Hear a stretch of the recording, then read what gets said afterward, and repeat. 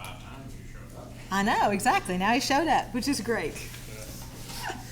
All right, so we're going to talk about gas laws today.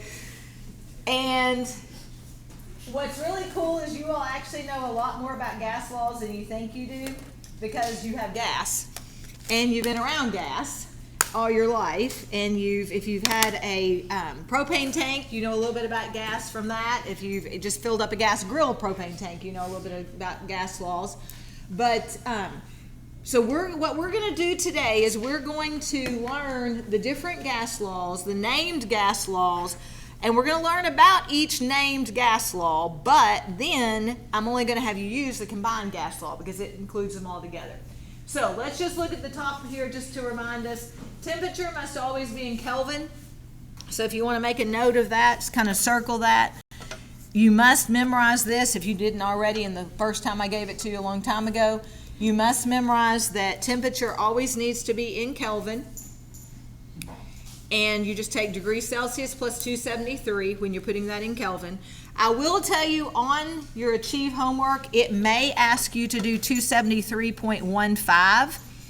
So if it does, go ahead and use that. It probably won't make a difference in your final answer because of significant figures, but you might I'm telling you this so that when you get that, you don't come back and say, well, you said, it may say 273.15.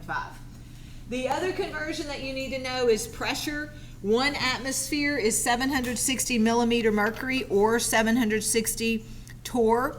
1 atmosphere is 760 millimeter mercury or 760 torr. So that is the other conversion factor. So what I've circled, you need to know. Those you need to know. This one is useful, but you don't have to memorize it. If I want you to do something in PSI, I will give it to you. The reason I gave it to you today and put it in the notes is because you all have heard of PSI. That's the one you've heard. Where have you heard that? Pounds per square inch for tires. You've heard that one. You've not heard atmosphere, torr, or mercury probably, but you've heard that one before, okay? So that's why I gave it to you. Now, when I was a kid, and actually I noticed it was at my parents' house. It's still there in the hallway. When I was a kid, though, one of the things, I'm mentioning this because of lab this week, gas law lab that you're doing. Y'all didn't do it Monday, though, because of the eclipse, but you're going to do it Tuesday, and my lab is meeting Wednesday, so we're going to do this tomorrow. But millimeters mercury, when I was a kid growing up, on the wall in our hallway was a barometer. Anybody know what a barometer reads? What's it read, Nathaniel? It's atmospheric pressure. And every day, it was in the hall, like this was, say, the back door. It was in the hall going out the back door, and Daddy would come over here and he'd tap that thing. He would tap it and look at it. He was a farmer. My dad he grew up, he was a farmer, period. He didn't do anything else but farm. That was his job. And he would always pay attention to the weather. The weather radio would be on in the morning, it'd be on at night, and he'd always tap the barometer when he'd be getting ready to go outside because he was paying attention to the atmospheric pressure. Now, why? It is an important component of farming. Because it was important for farming. Why? Because the atmospheric pressure tells us what? Whether it's going to rain. Yes, exactly right. When the atmospheric pressure decreases, what's that telling us? The weather's going to get bad usually. And think about that for a minute. If you've watched any news, ladies or men, and they're standing at their green screen, which I don't see how they do, because there's nothing behind them when they're doing this, and they're like, well, there's a cold, what do they call it, a cold weather front coming in, or there's a lower pressure atmosphere, you know how they say it. I can't do it. I haven't watched the news lately. But you know what I'm talking about. I think it's mostly like touch screens, like they can move the screen. Probably, right. I think green screen's been used enough. Yeah. Probably see what the green screen's supposed to be. Right, and I have no idea. The whole point is they're talking about the atmospheric pressure. And it's the atmospheric pressure that affects the weather. And that's what they're looking at. And so that's why I mentioned that today, because now you have something to think about from that. And in lab this week, your TA will look at the weather app that they have and find out what that day's atmospheric pressure is. Because that's going to make a difference for the lab that you're doing. Keep writing the screen, please. Yes. So that's going to make a difference for what we're doing in the lab. So you're going to use a number that he or she, your TA, gets off of the weather app in order to put into that, and you're going to convert it. If I'm not mistaken, you're going to be converting, you're going to see on the weather app inches of mercury. But you're going to need to convert that to what? Millimeters of mercury. Okay? So make sure that you do that. If your TA doesn't do that, make sure you do that. Okay? All right, so let's talk about the gas laws. There's 3 named gas laws. There's Boyle's law, and we're going to talk about each one of these. There's Boyle's law, there's Charles' law, and there's Gay-Lussac's law. Boyle's law is P1V1 over T1. I'm sorry, P1V1 equals P2V2. Charles' law, V1 over T1, V2 over T2, Gay-Lussac's P and T. Those all combined are P1V1 over T1 equals P2V2 over T2. This is what you memorize. That's what you memorize. You don't memorize all of the other ones. You can figure everything else out from this one gas law. So this is what you will memorize. Now, we're going to talk about each one of these and look at what the relationships are, because even though you may not have ever heard of these laws before, you know these laws by past experiences. You know what these are, okay? So the Boyle's law is a relationship between pressure and volume. And what's it say? As pressure increases, what? Volume decreases. Volume decreases. So when one goes up, the other goes down. That's exactly right. That's the only one that one goes up, the other goes down. The other two are increase. So volume increases, temperature increases. Temperature increases, pressure increases. So we're going to look at each one of these. The first one we're going to look at is Boyle's law. Boyle's law is the basics for how you breathe. And that is what, to me, is absolutely amazing when you think about it. Do you think about breathing? No, you don't think about breathing at all. In fact, when you think about breathing, what happens? When you start thinking about breathing, what happens? Do you breathe differently? Yeah, when you start thinking about breathing, your breathing changes. Like right now, probably you're like, wait a minute, did I breathe? Have I breathed lately? You don't think about it because you automatically do it. And you automatically do Boyle's law. So let's read what's happening. When an individual inhales, the rib cage expands and the diaphragm is lowered, increasing the volume of the lungs. According to Boyle's law, increasing the volume of the lungs decreases the pressure inside the lungs. The decrease in pressure draws air into the lungs. It's like a vacuum. So think about it for a minute. Take a deep breath. Come on. Some of you need to wake up. Take a deep breath. Can you feel what's happening? Your lungs, your chest is getting bigger. Feel that happening, and your diaphragm's going down, right? So here's what's funny. Try to puff out your chest without breathing in. You can't do it. You can't do it. You cannot do it. Why? Because as soon as you try to drop your diaphragm and you suck. You automatically do that. All right. Then it says when an individual exhales, the rib cage contracts, the diaphragm is raised, decreasing the volume of the lungs, and the pressure inside the lungs increases, which causes the air to expel. So it's like now try to let it out without, you can't. I mean, it's like you can't do that. As soon as it has to go somewhere because the pressure's too great. It has to go somewhere. So you do this without even thinking. Now, I think one of the easiest things, I think this is probably one of the easier, well, all of them are easy once you get them. This one, though, I think of my hands. I think, and look at that picture right here.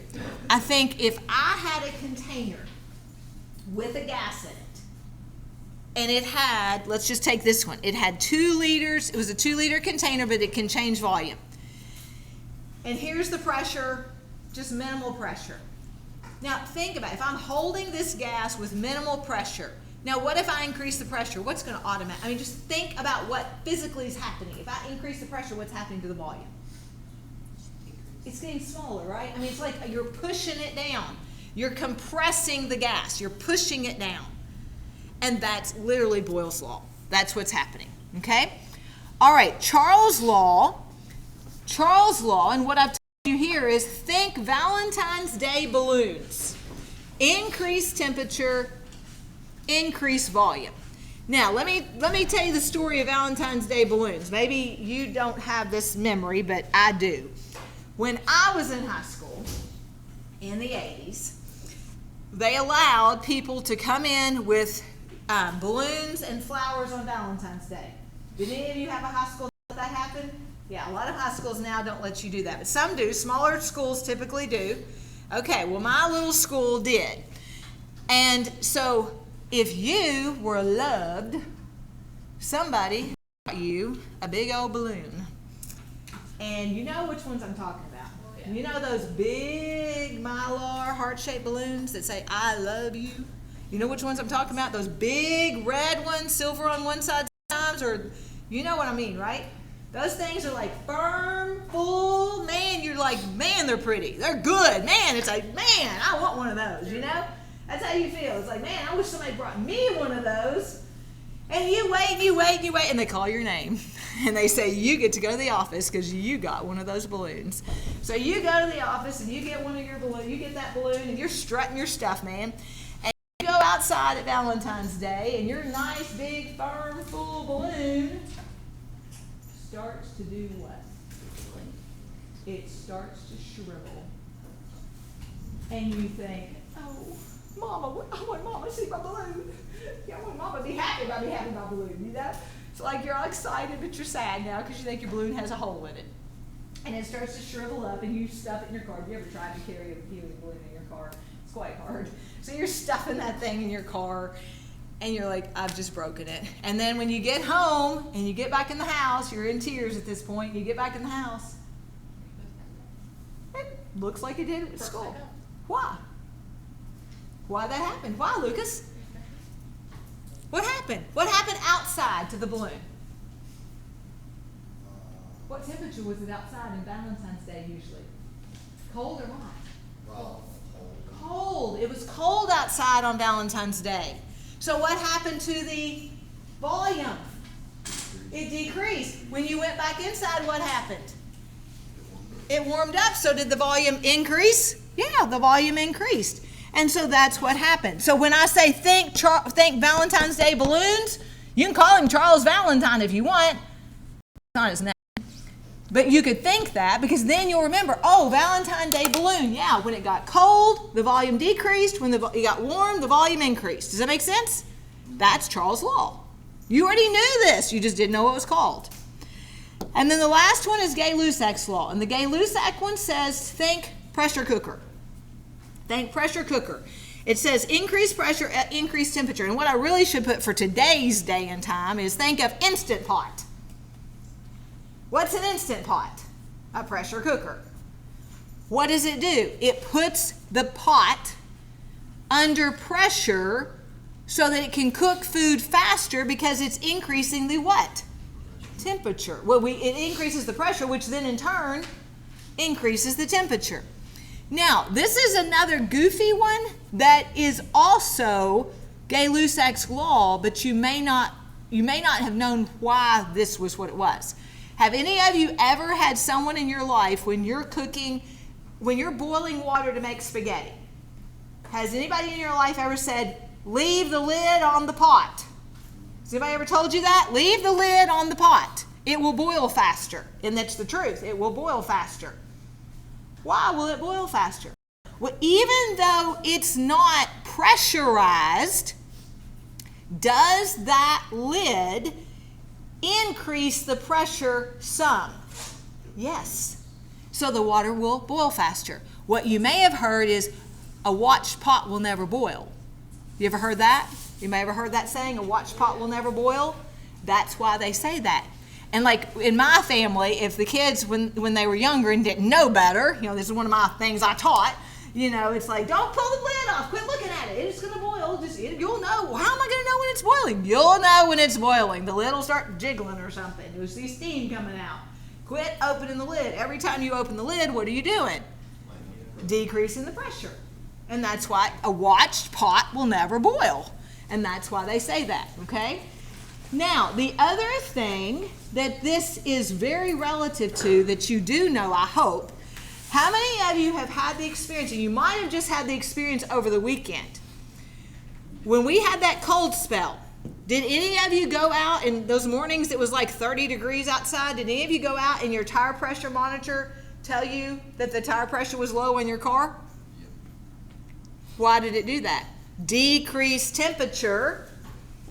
What? Decrease temperature, decrease pressure. Then you add to it, so you added volume. Now, in the summertime, what should you do?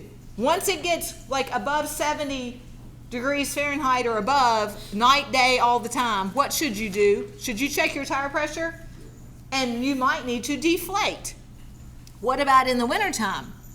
You might need to inflate. You may need to add volume or decrease volume.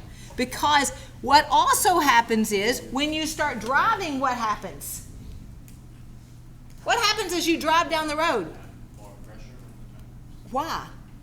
What's it doing? What's happening as that tire rolls over the ground? Friction, and it gets what inside?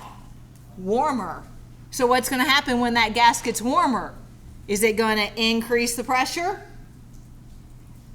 In some cases, if your tire pressure monitor goes off just because of a very, very small difference, you're like right on the border and it gives you a warning, and then you drive for a while and it goes off, that's because you increased the temperature and the pressure increased. You still probably need to get them checked out, and if the weather's going to stay cold. If the weather's going to be warmer, probably you don't need to. But that's where, you know these things. You already knew all this. You just didn't know what they were. You didn't know they had names. You knew this, okay? All right, so now let's look at one more. We're going to look at all the gas laws before we start the math, okay? We're looking at all the gas laws. All right, so the next thing is we're going to be dealing with the ideal gas equation. So this is one more that you need to know. And then the other thing you need to know is this situation dealing with standard temperature and pressure. So if you hear me say something is at standard temperature, that means it's 273 Kelvin or 0 degrees Celsius. If you hear me say it's at standard pressure, that's 1 atmosphere or 760 torr or 760 millimeters of mercury. So standard temperature and pressure, STP, standard temperature and pressure, STP, means 273 Kelvin, 1 atmosphere. That's what that means, okay? And at standard temperature and pressure, 1 mole of any gas occupies 22.4 liters. It doesn't matter what gas it is. That is a gas exhibiting ideal gas behavior. Now, that's in all of, we treat them as if they exhibit ideal gas behavior. Now, let me explain kind of ideal gas behavior. Think about what gases do. We talked about this the very first day we talked about matter. What do gases do? Give me anything you know that a gas does. No shape or Say it again. no set shape or It has no set shape or volume. So does it fill the container? Is it constantly moving? Are they the fastest moving particles? Yeah. Okay. So an ideal gas is one that has all perfect qualities and nothing's interfering with that. And so if you think about just a gas in general, just imagine little dots that are moving like crazy, and you make the container smaller. Is that going to increase the pressure? That makes sense, doesn't it? Because there's smaller space for them to run around in. It's kind of like in this room. If this room were completely full of people, would you feel a little more pressure? But when it's like this, you're like, it's looser, right? it doesn't, it's not as stressful maybe because, and that's what people who are in large classrooms compared to small classrooms, people feel that. I would rather be in a smaller classroom than in a large classroom because of that.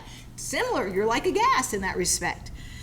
All right, now, if you don't remember this, you could figure it out from the ideal gas equation, but memorizing this will make it easier for you. So ideal gas equation is PV equals nRT. And what that means is that pressure is in atmosphere, volume is in liters, N is number of moles of gas, R is the ideal gas constant, which is 0.0821 liter atmosphere per mole Kelvin. I will give this. Okay? I will give this to you. I will give this to you. If I, for some reason on the test, don't give it to you, somebody remind me and I'll write on the board, but I will give this to you. And temperature is in Kelvin, okay? So this is no different. Temperature is always going to be in Kelvin. All gas laws, it has to be in Kelvin. R is a gas constant with 4 units, which is unusual, but I will give it to you. N in the equation means number of moles. That's new. Have we dealt with moles of gas at all in any of the other? No. V is volume, and it must be in liters for the ideal gas equation because look what this unit is. That's liters. P is pressure, and it must be atmosphere. Again, why? Because of the gas constant. Okay? We're going to use this to solve problems, and I'm going to show you today how it will solve this problem, but if you'll memorize this at STP, it's easier, it's faster for you, okay? All right, the last law is Dalton's law, and then we're going to practice these problems. The last law is Dalton's law, and my high school chemistry teacher, I do a lot of stuff like Miss Van Cleve did, but I don't do this. I'm honestly, if you think I'm intense, I'm nicer and less intense than Miss Van Cleve. But Miss Van Cleve had a saying, and she would say this about this right here. KISS. Anybody know what KISS means? Keep it simple, stupid. That's exactly what she would say. That's exactly what she would say. Keep it simple, stupid. She called me Gertrude. That's exactly what she would say. That's exactly it. Keep it simple. I would just say KIS without the other one.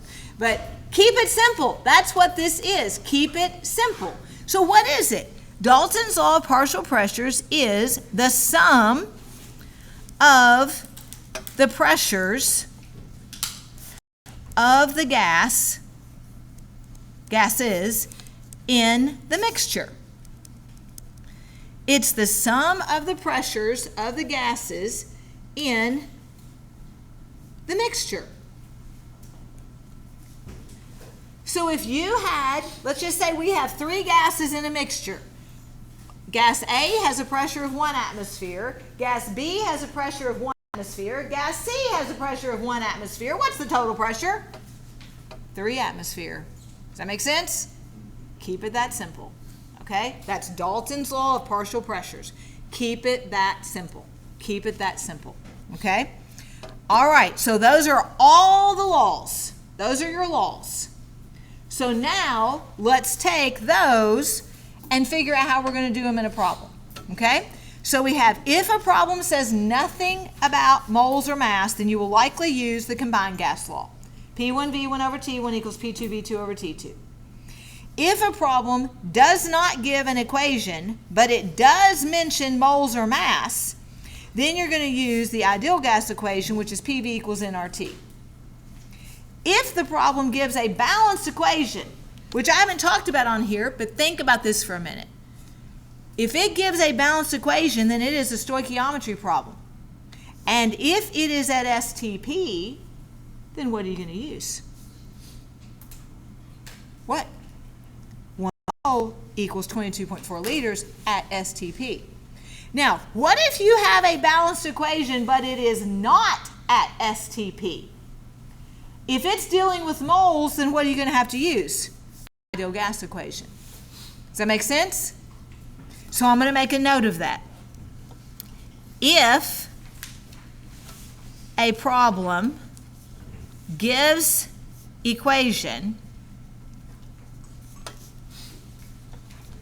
but not at STP, use PV equals nRT.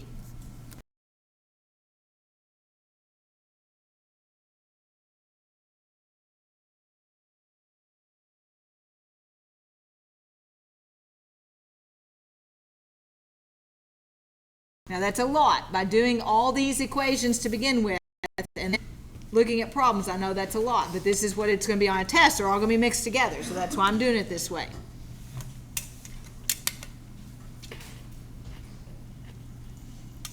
All right, so let's look at the bottom one. It says label the gas law and write the equation. So it says a sample of nitrogen gas has a volume of 14 milliliters at a pressure of 0.5 atmosphere. What is the pressure exerted by the gas if the volume is changed to 5 milliliters? All right, let's evaluate. Does it have anything to do with moles? Yes or no? No. Is there a balanced equation? No. So it's P1 V1 over T1 equals P2 V2 over T2. Does that make sense? So that's what you write down. P1 V1 over T1 equals P2 V2 over T2. Now, is it truly all those variables? Do we have all those things listed in the problem, though? Yes or no? It has pressure and volume, no temperature, so scratch temperature out. That's whose law really is it? It's really Boyle's law. So we're going to put that. It's really Boyle's law. But we don't have to remember just P1 V1 equals P2 V2. We remember P1 V1 over T1 equals P2 V2 over T2. Does that make sense? Now, plug and chug. This is basic pre-algebra. Find X. That's all you're doing. P1 is what? 0.5. V1 is 14. V2 is 5. Yes or no? Come on, guys. This should be easy. This part should be easy. Yes or no? Yes. Grab a calculator. So 14 milliliters times 0.50 atmosphere equals 5.0 milliliters times P2.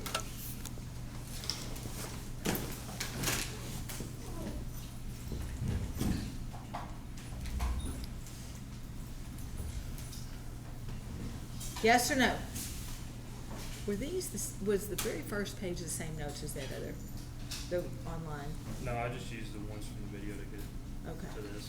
I didn't know if they were or not. I couldn't remember. It seems like when I was going through them today, it seemed similar to that short video. They were close. That's what I thought. That's what I thought. All right, so what did you get for P2? Have you figured it out?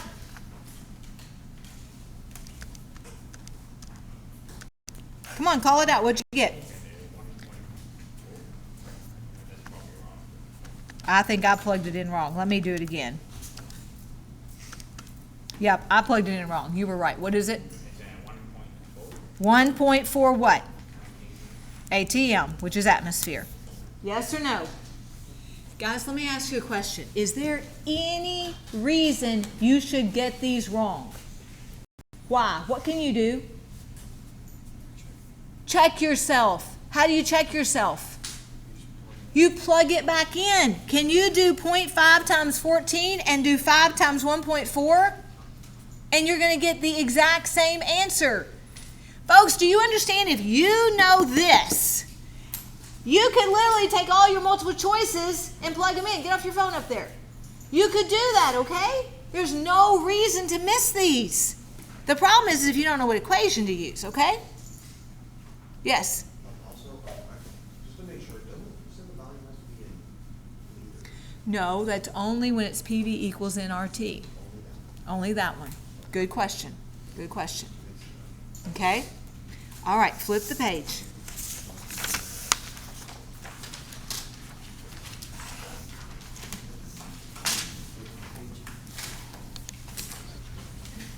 All right, a volume 0.50 liters of air. I don't know why I put a volume. It should have just, anyway. At 37 degrees Celsius, which is body temperature, is expelled from the lungs, bad typo there, into cold surroundings at 0 degrees Celsius. So in other words, you just walked outside and it's 32 degrees Fahrenheit outside. You with me? You've walked outside. You had half of a liter of air in your lungs. It is expelled into the air. What is the volume of this cooler expelled air? Does it have anything to do with moles? No. Is there a balanced equation? No. So what do we write? P1V1 over T1 equals P2V2 over T2. Yes? Who doesn't matter for this problem? Pressure. Scratch pressure out. Whose relationship is this? What's the relationship that we're dealing with? Whose law is this, really? Not Boyle's.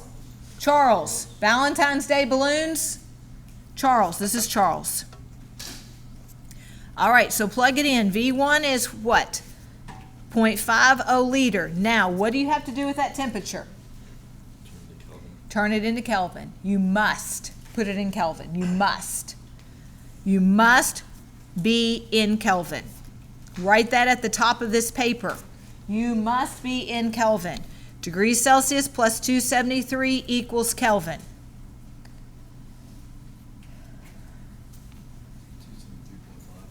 Well, we're just using 273. You can, but all my notes are going to be 273. I'm just saying on the achieve homework, it may be 273.15. But by the time you get done with significant figures, it's going to end up working out. Okay? All right. So what goes on bottom? Let's see. This would be plus 273. What is that? 310 Kelvin. So that goes on bottom here. Then what goes on top? We're looking for it. What goes on bottom? 273 Kelvin. Yes or no? All right, plug it in.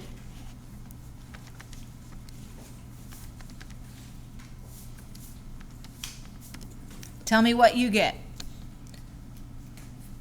Two significant digits. 0.44 what? Liters. Good job. Good job. Now, let's think about that. Think about it. Think about it. Would the volume decrease in cold air or increase? Decrease, did it? Yes. Yes. So think about them. Don't just do the math. Think about, did the math make sense? Think about it. Did it make sense? Okay? All right, the next one. A sample of helium gas has a volume of 2 liters and a pressure of 4 atmosphere. What is the volume?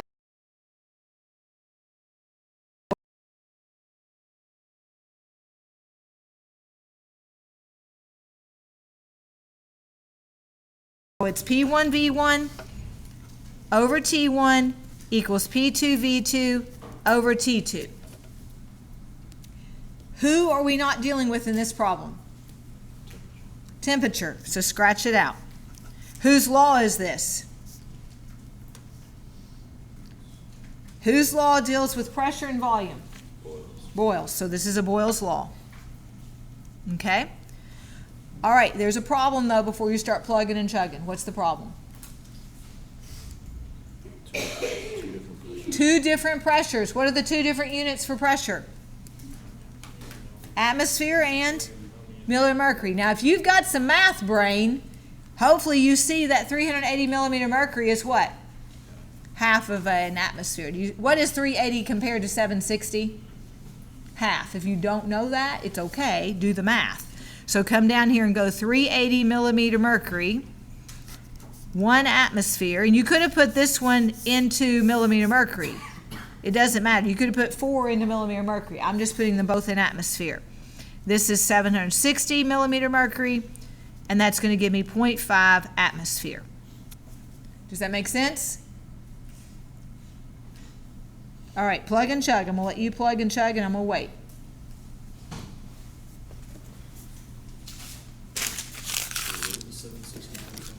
$760 millimeters are in 1 atmosphere. That's a conversion factor you need to know from the first page.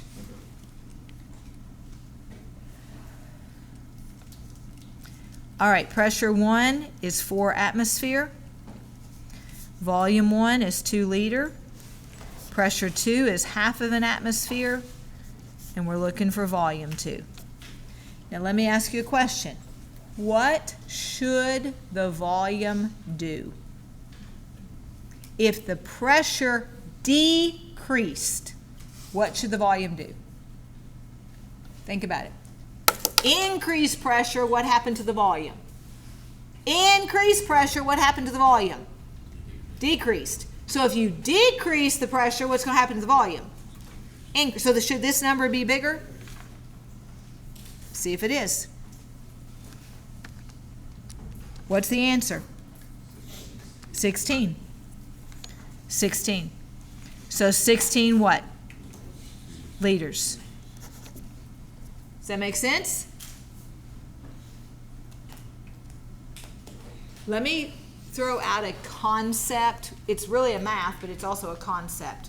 I want to make sure you can do these because this is a question you could have on your test. If the volume, assuming temperature is constant, if the volume were cut in half, if the pressure is what I meant to say. If the pressure were cut in half, what would happen to the volume? It would double. If the pressure were cut in half, the volume would double. If I give you a problem like that, which you will see, some concept questions like that, which will be all the tests is multiple choice. If you can't do it by just thinking about it, throw numbers in. Just throw in numbers. Say, give yourself ones. Because listen to what I'm saying. If the pressure were halved, what would happen to the volume? It would double. So say your pressure starts off at 1, it changes to 0.5. The volume started off at 1, what's it change to? You see what I'm saying? Just make yourself a little problem. And you can figure it out if you can't just do it in your head. You can figure it out, okay? All right, the next one says, calculate the temperature to which 10 liters of gas at 27 degrees Celsius would have to be heated to change the volume to 12 liters. Does it have a balanced equation? Nope. Does it have moles? So what is it? P1V1 over T1 equals P2V2 over T2. Yes or no? Okay. All right. So what's not important? Pressure is not important. So whose law is this? It deals with volume and temperature. Charles. So this is Charles. Okay. All right. What do we need to do before we start plugging in? Convert to Kelvin. Good.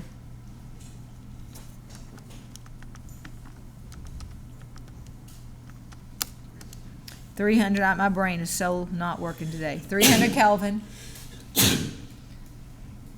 So what do we put in for volume 1? 10 liters. What goes for temperature 1? 300 Kelvin equals 12 liters, and we don't know. Now, I want to see if you can figure this one out. This is the hardest mathematically for some people. But you guys, a lot of you are math people, so let's see if you can do it.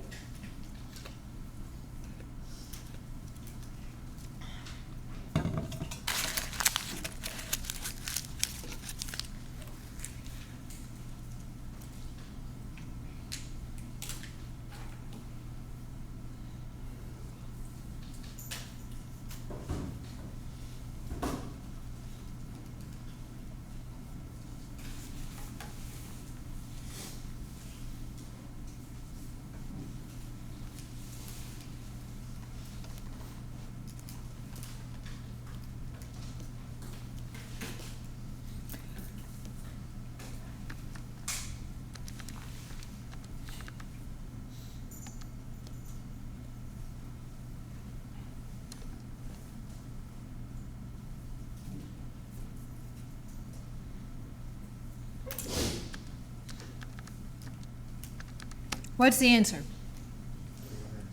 360 is the answer. Now, if you cannot get the answer because it's hard for you to solve what's on bottom, I'm going to give you a trick. Flip both sides. Flip. Just flip both sides. So change this to 300 Kelvin over 10 liters equals T2 over 12 liters. Flip it. Flip the whole thing and then solve this. Now solve that. Flip both of them and then solve it.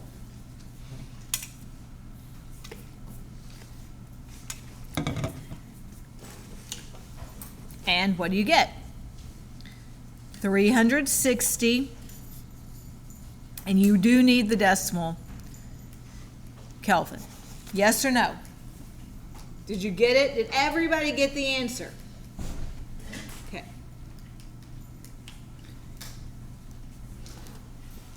All right. I want to be quiet and let you do the next two. You do the next two. Okay?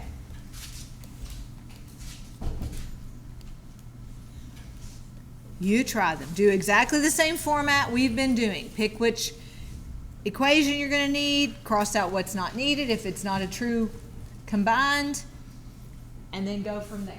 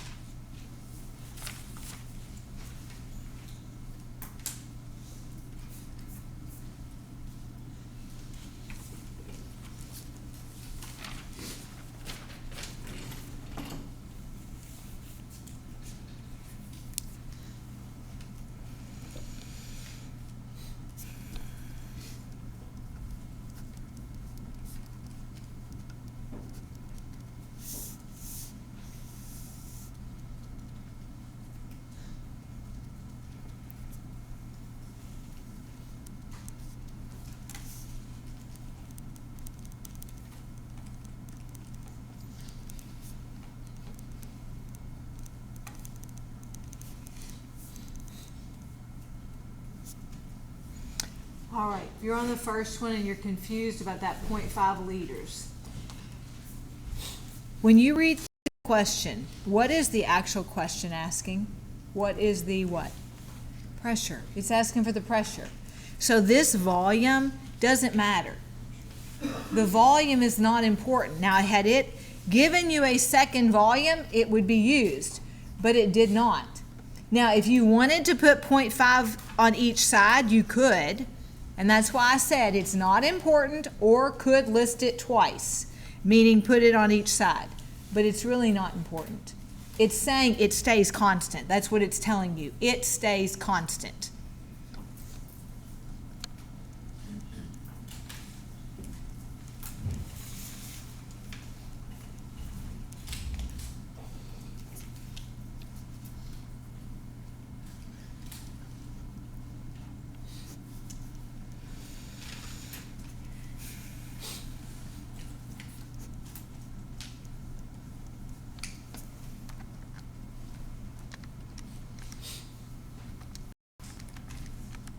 What do you get?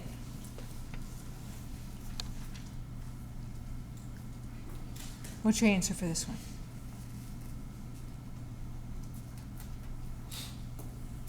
Come on, guys. What's your answer?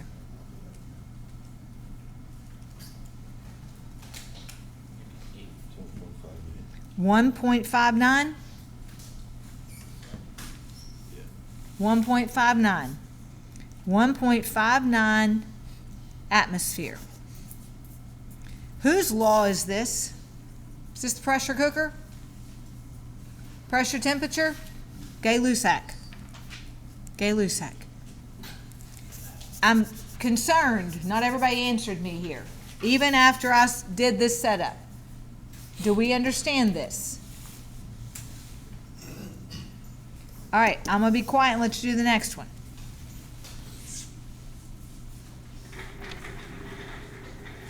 It can stay in PSI. Don't change it from PSI.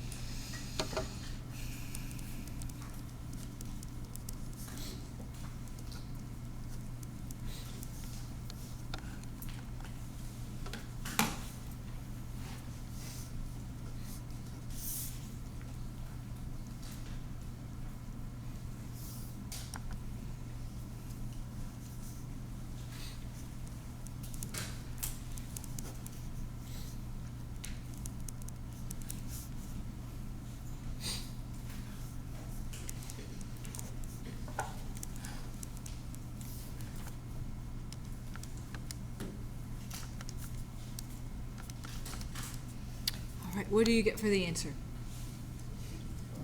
It has to be rounded to a whole number. There's only two significant digits.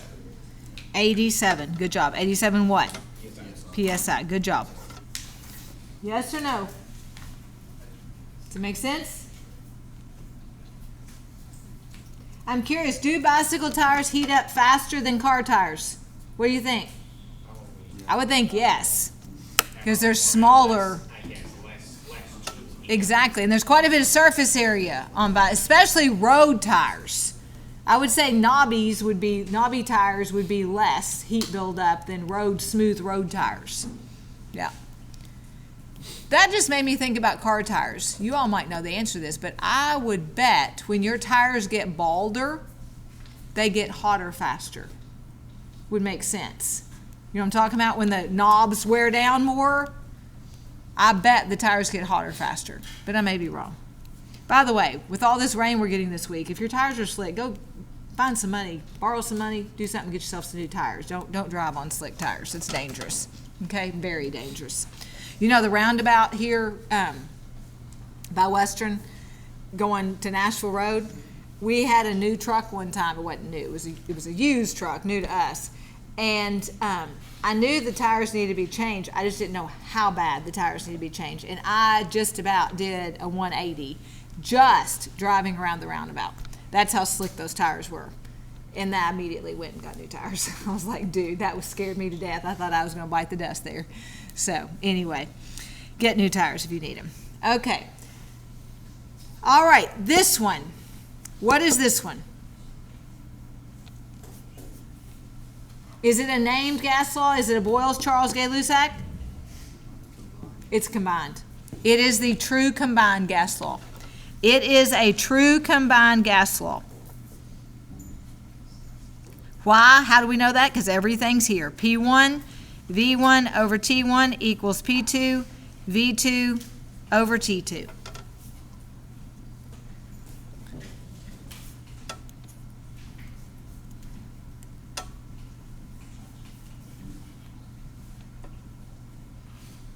So plug them in.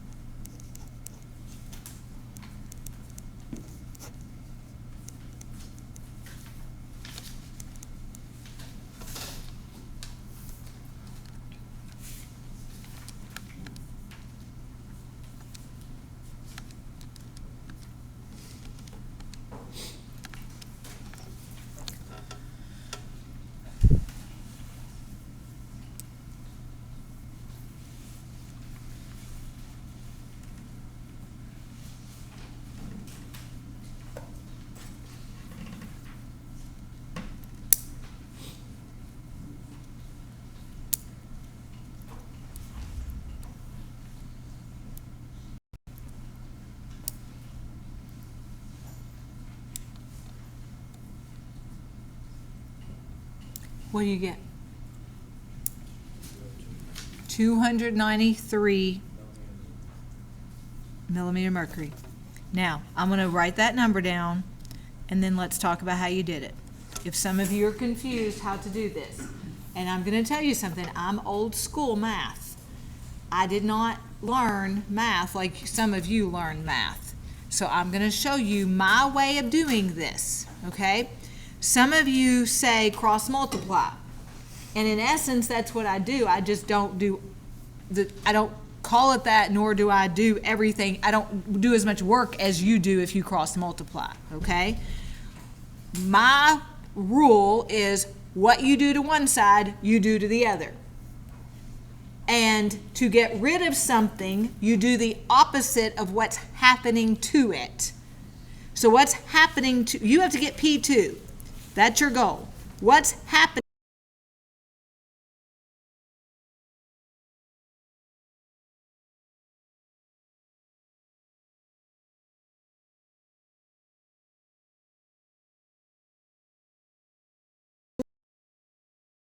One side, you do to the other side. You with me? Does that make sense? Now look at your units. If you do this right, your units will cancel. Do you see how liters cancels? Now, what's the relationship between P2 and 233? Division. That relationship is division. What's the opposite of division? Multiplication. So you get rid of it by multiplying.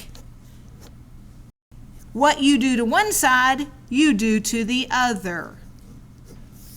You with me? What happened to Kelvin?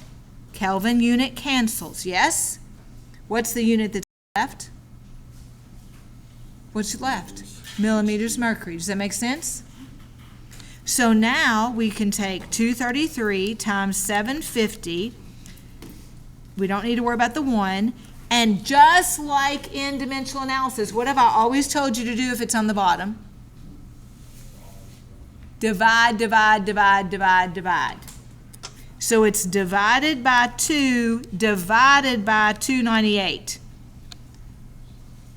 Did everybody get that answer? Everybody get that answer? Yes or no? All right.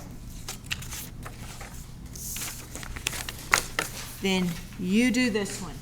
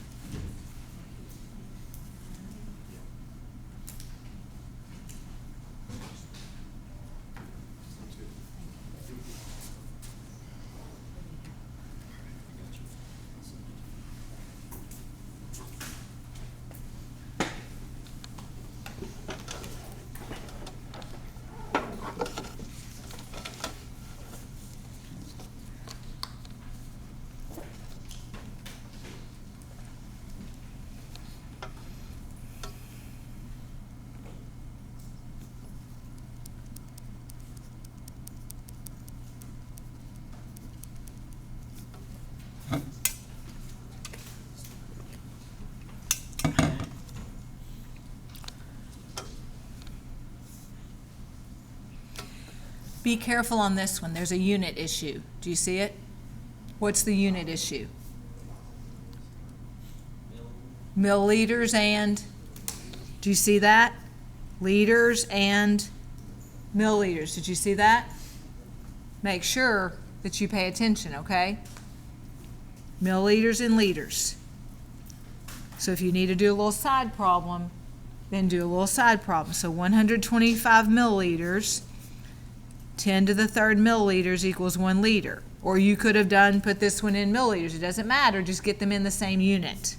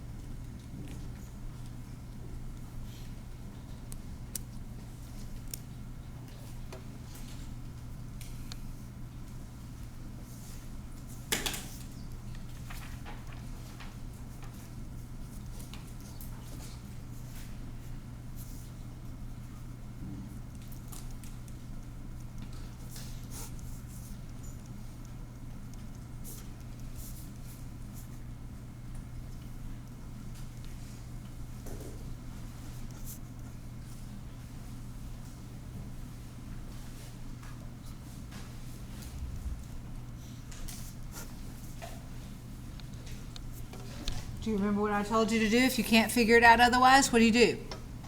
Flip. Flip both sides. Flip them. You don't have to. If you can't figure it out otherwise, though, flip them.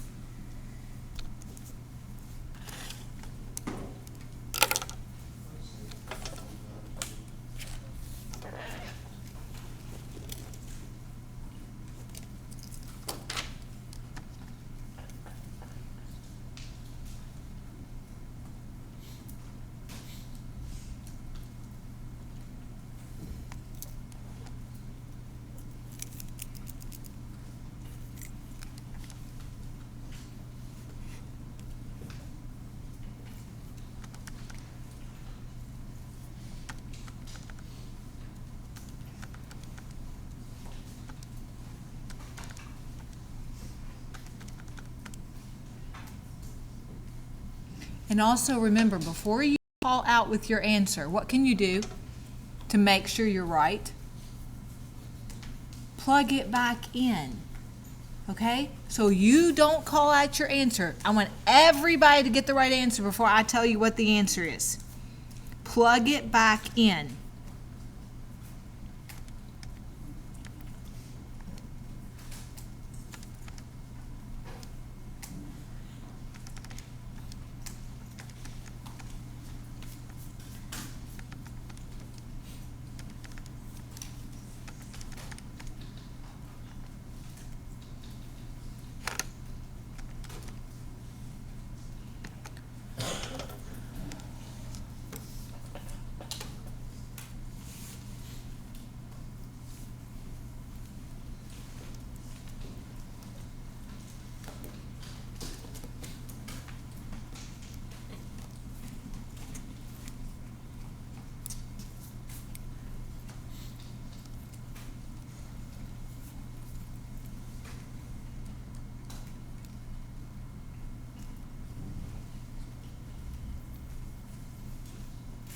What'd you get?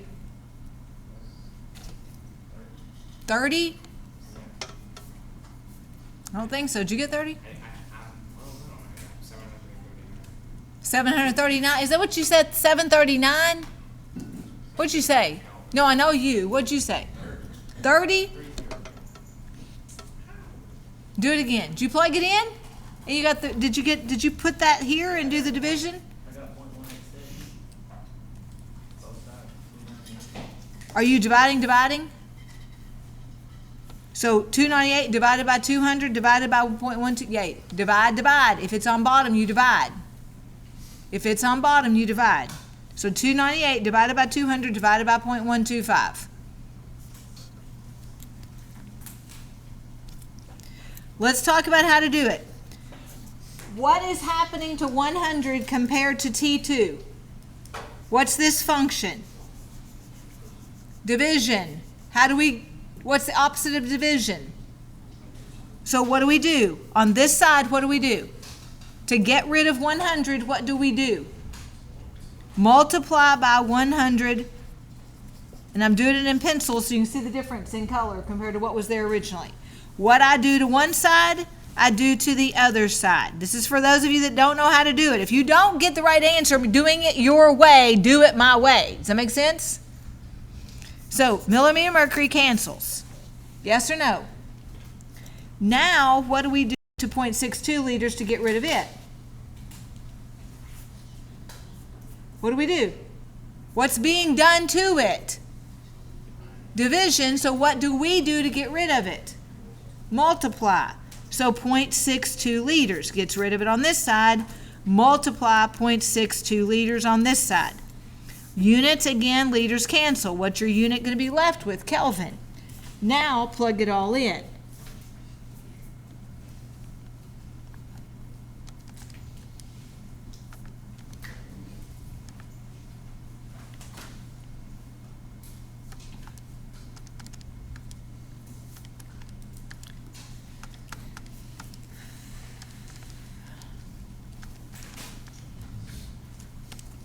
All right, what do you get for your answer?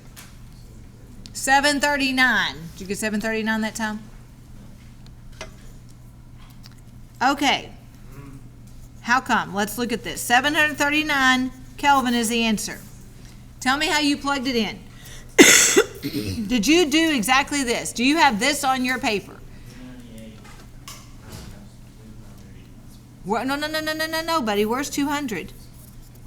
No, honey. The top you multiply, the bottom you divide. It's like dimensional analysis. Top you multiply, bottom you divide. You remember in dimensional analysis?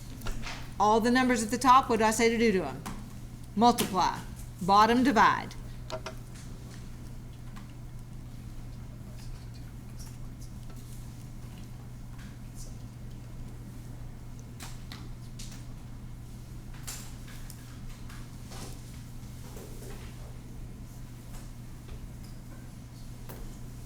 Yeah. Got it? Everybody get it? Okay. I want to tell you what you don't want to hear.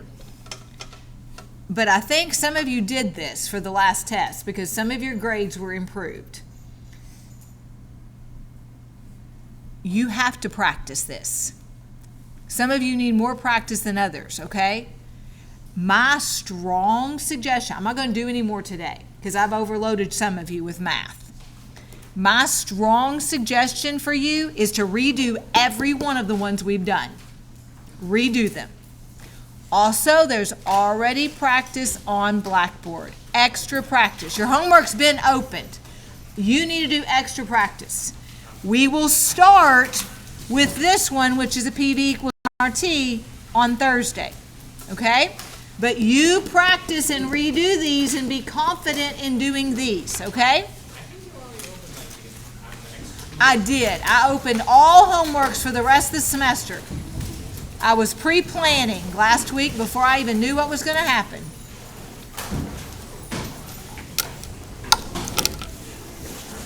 I really did it for you, Zachary. I realized I forgot to pack my calculator because I. Oh, you didn't bring your calculator The today? thing is, I put it in a separate bag because I went to the math tutoring center yesterday. I didn't want to bring my whole backpack. Right. So I put my calculator, my book. Well, it's okay. Just as long as you took good notes, and you can do the calculations later, okay? Yeah. Good deal. Because I was like, oh, geez, because I have a calculator on my phone, and I know you're like, no phone, so I was like.